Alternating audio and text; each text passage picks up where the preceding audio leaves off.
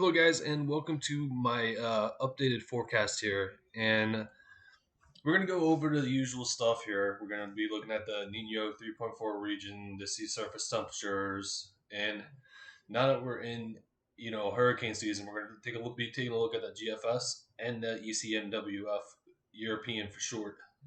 Um, let's get started here with the National Hurricane Center page, and as you can see, we have no tropical cyclone activity for the next 48 hours, which is pretty typical for this early in June because, typically we don't see activity ramp up until probably late June or early July timeframe. And with that being said, we also have nothing going on here in the next 5 days. And I do think this is going to change next week, but I'm not going to show that quite yet. We're going to wait a few more days and see what happens with the models. I do expect that we might see an area of interest here sometime this weekend or early next week. We're just going to have to wait and see how everything plays out here. All right, so here's the sea surface temperatures. These were initialized at 12D today, and as you can see, um, the MDR is starting to warm up a little bit. As you guys know, these 25s and 26s were all the way down here near like the 8-degree line. Now they're making their way up to like probably like 12 or 15 degrees. Um, as you can see, the MDR obviously isn't warm enough to support any tropical cyclone development right now, but give it a month or two, and this will definitely be up to par to aid in tropical cyclone development. Here in the Western MDR, however, this is definitely suitable for tropical cyclone development because you got 26 and 27 degrees Celsius here, which is very well enough for at least some tropical cyclone genesis. Let's see, Western Atlantic is definitely warm enough here. Mostly around this time, the June July time frame, you look towards the Western Atlantic and the Gulf of Mexico and the Caribbean for homegrown development. Which, like I said, we might see something here shortly, here in the next like 5 to 6 days pop up there. So, well, I'll keep on monitoring that situation for you because there's a lot of models are starting to pick up on a CAG event, which uh, you can see from where the Central America is. Those waters are between 29 degrees Celsius. So that warm water is going to aid in the CAG development as well. But speaking of the Caribbean, here you can see 27s, 28s, 29s. This is all favorable for tropical cyclone development. Um, there have been people saying that the Southern Caribbean might be below average with the sea surface temperatures, but let's not get fooled. These temperatures are definitely warm enough for tropical cyclone genesis. So just because somebody might say that this part of the Caribbean isn't going to be active doesn't mean there's not going to be anything forming in these areas because the sea surface temperatures aren't there. Okay, so here's the Gulf of Mexico, and as you can see, the Gulf of Mexico has warmed up pretty nicely here. We got some 29s in here. We're even flirting on 30 here in the southern Gulf of Mexico. 28s, 27s, 26 all the way to the coast now. The only exception to this rule is up here in the northeast Gulf where there's still 25 degrees Celsius right now. But I do expect this to change within the next week or two as we move forward throughout the month of June. All right, so here is the CDAS Nino 3.4 region in or index, as it's called there. So pretty much what this is either it's telling us we have an El Nino or La Nina, top being El Nino, bottom being La Nina, and right now we're at a warm neutral phase, at least according to the index. Now here's the thing: yes, we are in a cool neutral right now. It's been stated by NOAA that we're no longer in a La Nina. So, what El Nino does is it aids in the wind shear in the Caribbean, which it makes tropical cyclone genesis a lot harder to achieve in that part of the basin in the Atlantic, and it typically favors Eastern Pacific, tropical cyclone genesis. But if you're in a La Nina, which is a negative 0.5, obviously it has to stay there for a set period of time, as well as El Nino, which is plus 0.5. But La Nina typically aids in less wind shear in the Caribbean, which makes it a lot easier of the time for tropical cyclone the genesis, and uh, it adds to the wind shear in the Eastern Pacific, making it a lot harder for tropical cyclone genesis in that part of the region. And as you can see here, we've been on pretty much a roller coaster ride, ever since early March here. So big inclines, peaks and valleys, all the way through April 21st, and then we had a big increase back to warm neutral for a small bit, then back to cool neutral, warm neutral, cool neutral, warm neutral, and I do expect this switch back and forth between cool neutral and warm neutral for at least another couple of months. Now, there are indications that we might go back to a double dip La Nina towards peak of the season, so we're going to have to really pay attention to what's going to go on with that. And that's playing a big role in my predictions that I will be showing at the end of this video.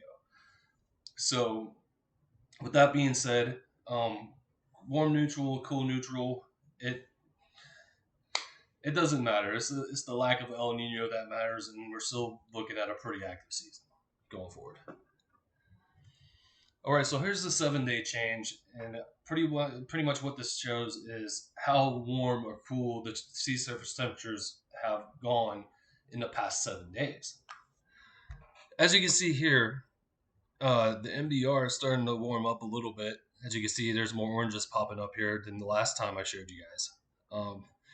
Though it's pretty interesting to see this cool pool here. This has been pretty evident here for a while now, this cool spot off of Africa. So I do expect this to change as we go through peak season. And I do think that the WAM machine is going to be pretty strong this year. Probably not as strong as 2020, but I do think a lot of potent waves are going to start coming off of Africa, probably earlier than expected. Probably, late June, early July, we may start seeing wave after wave come off. And we're just going to have to see how that works out here as we go forward.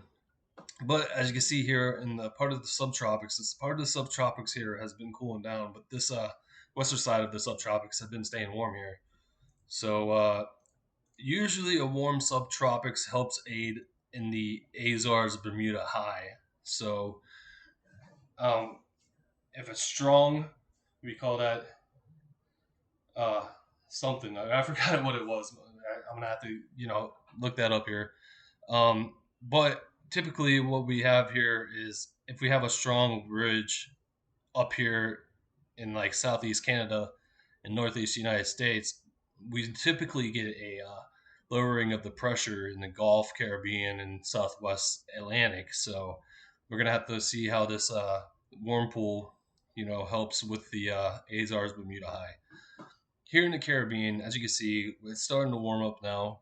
We still got some neutral colors in there, but it's mostly starting to become warmer out there, and the Gulf of Mexico as well. We got some warm pools. We got some neutral colors.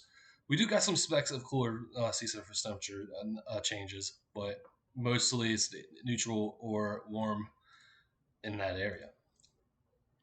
So here we're going to look in the Pacific here, and as you can see, it looks like the like I said, the Nino 3.4 region is pretty much neutral. As you can see, it's mostly the white colors here. There are some specks of cool, some specks of warmer, but most of all, it's just mostly neutral, like I've been saying.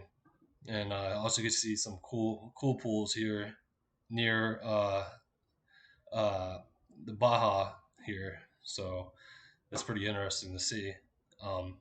We mostly cool to neutral here in the Eastern Pacific main development region. So we're just going to have to see how this all plans out for their season. Okay, so here is the sea surface temperature means, the averages. And as you can see here, the MDR is still pretty cooled down, at least in terms of the averages. I do expect this to change as we go out through the month of June and July, though. As you can see here, most of the subtropics here are pretty warm. Like I said, that aids to the strengthening of the Bermuda Azores high. So as long as this is warm, we might have a strong high. Caribbean, mostly cooler than average here in the South Caribbean. We got some cool pools here in the Eastern Caribbean, and then the Northwest Caribbean is definitely warm. So that's not a good news, because most of these storms, they like to find their way into the Northwest Caribbean and either go up towards Texas, Louisiana, or Florida. Well, obviously in Alabama and Mississippi too, but that's a discussion for another video. As you can see here in the Gulf, where the South and Central Gulf is warming up pretty nicely, but we still have this shelf water that's pretty cool for this time of year. That's why I showed you guys that the sea surface temperatures are showing 25 degrees Celsius. But I do, like I said, expect that to change, in the next, number of weeks as we go out through the start of like summer and all of that. All right, so here is something we're gonna start doing here when I do videos in the Atlantic. We're gonna take a look at the GFS and the Euro Ecmwf. As you can see, this GFS run was initialized at 18Z, so this just pretty much came out right now. We're gonna go in 24-hour increments here. As you can see, in 6 hours, there's really nothing there. Let's see, 24 hours, nothing of too concerned here. 48 hours, still nothing. As you can see, we do got some plenty of precipitation here though, lining up for the for Florida and the southeast coast. So nothing of any consequence with that either. 72 hours, nothing really to really worry about here. 96, nothing. 120. As you can see, maybe a CAG is starting to fire up here. As you can see that I was talking about this earlier. Typically, what a CAG is a moisture that rotates around Central America, and that's pretty much the lowering of the pressures that I was talking about. And pretty much what it does is it rotates around Central America, and either what happens here is either a piece of energy goes out into the Eastern Pacific or a piece of energy goes into the Caribbean. And sometimes when those pieces of energy disconnect, they can form into tropical cyclones. So we might be looking out for that as we go out through like the 10-day time frame, because as you know, some of you guys might know, the CPC has noted an area of moderate confidence of tropical cyclone genesis in the Caribbean. But we will focus on that as we go out through time. We're only going 7 days out here for this. As you can see, the Central American gyre starts to really get going here at hour 144. Now, 168, as you can see, a heck of a lot of moisture is just hanging around here on the Pacific side, Eastern Pacific side, and the Caribbean side. So we're going to have to pay attention to see what happens with this as we go out through time. Let's take a look at the 850 millibar vert. And as you can see, there is some rotation in this area. So that pretty much confirms that there's a Central American gyre that is rotating here around the Central American region. So it's going to be interesting to see how this plays along in the next like week and a half. So I'll be on top of that for you guys. All right, so here's the ECMWF. This is initialized at 12Z. And as you guys know, there's nothing going on right now. So there's 20, no hours. I almost said 24. Uh, okay, might need to refresh. Bear with me a second. All right, so there's 24 hours. That's, that L that you see off of South America, that's typically there. 48 hours, pretty much nothing. 72, nothing. 96, nothing. 120, nothing. As you can see, that low pressure is moved over by Central America, so that might be a hint at the Central American gyre that is starting to form. 144, 168. Now, let's take a look at the vert here. And as you can see, there are some rotating wind barbs here. And that is pretty indicative of a Central American gyre that is starting to fire up in the European as well. So we're not going to go any farther than this. This is 7 days out. Now, here is the moment that I've been building up towards this whole entire video. I've already, with that being said, without the GFS and the European look at, we're gonna post these predictions off of the other stuff that I showed before looking at the models. So, without further ado, let's take a look at them. Here is my second forecast predictions for 2021. Named storms is 18 to 21. Hurricanes is 8 to 11. And major hurricanes is 4 to 6. Now, the difference between my first and second forecast is the named storms and major hurricanes. My last prediction back in early May, the named storms was 16 to 20. Now it's 18 to 21. I do have confidence in this prediction. Hurricanes has stayed the same for my first predictions, and the major hurricanes has changed from 3 to 5 to 4 to 6. All right, so here is my hotspots for this upcoming hurricane season: North and South Carolina, Florida, Alabama, Mississippi, and Louisiana. And here's something that I have. This is new to me. I have not done any top states hotspots. So with everything that I've been hearing and everything that I've been seeing, I am confident in these top state hotspots. Florida is at number 1.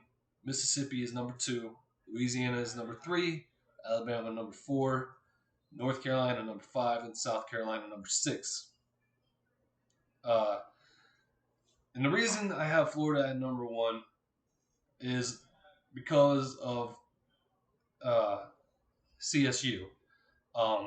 Phil Klotzbach pretty much has a 96% chance of Florida seeing a named storm, so it's pretty obvious why I would pick Florida as number 1. And so does a lot of other people who have Florida as the number 1 state this year to really watch out for.